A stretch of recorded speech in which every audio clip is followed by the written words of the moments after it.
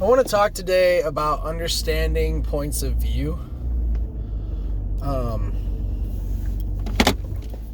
And to play on words a little bit, points of view versus points of you. We'll pretend like you can see me.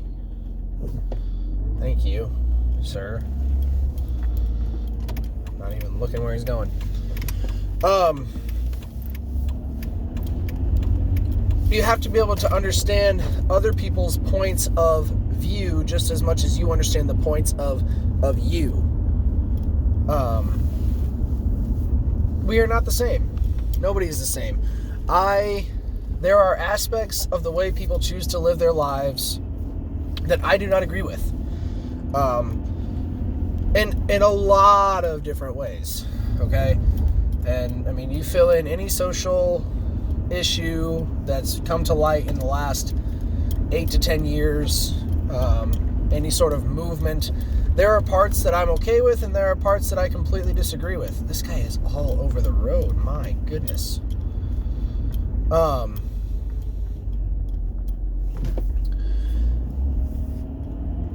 whether or not I agree should not, and I hope doesn't, change the way I treat people. Okay, just because you choose to live your life a certain way doesn't mean I'm going to treat you different. I may feel entirely different, and I may, behind your back, talk about you differently, and that's not a good quality for me to have as a man, as a human, as a Christian, as, whatever. But the way I feel about you in private should not affect the way that I treat you in public. And we forget that a lot. Whether it's what we say or what we do or the way we look at someone, it affects them. It affects their point of view based on your point of view. And so we have to be really, really careful. Not so careful as to tiptoe around and never say what's on our minds, but to form a relationship that's strong enough to be honest and vulnerable and open and still not ruin a human-to-human connection. Because again, we are all human. I'm teaching in my social studies class right now about the exploration era, about the Spanish conquering a lot of the native groups and trying to force their religion upon them and change their lifestyle very, very harshly. And it doesn't work out. They gain power for a while, but ultimately, it ends up kind of fizzling away.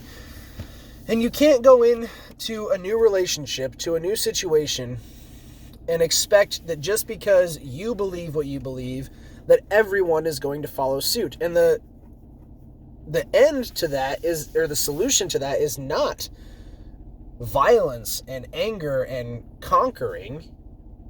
It's communication and trust and building a relationship, collaborating to reach a goal.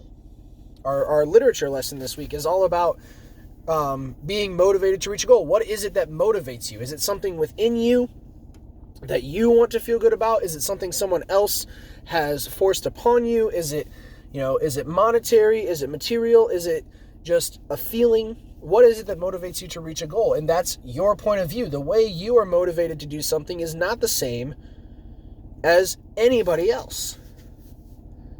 There are a lot of things that I might do for $5 that nobody else would even think about doing for less than $1 million.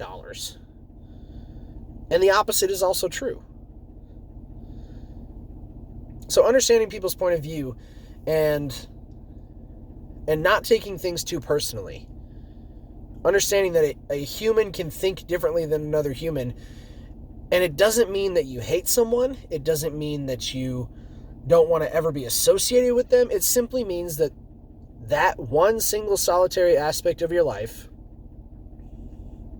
you don't agree on.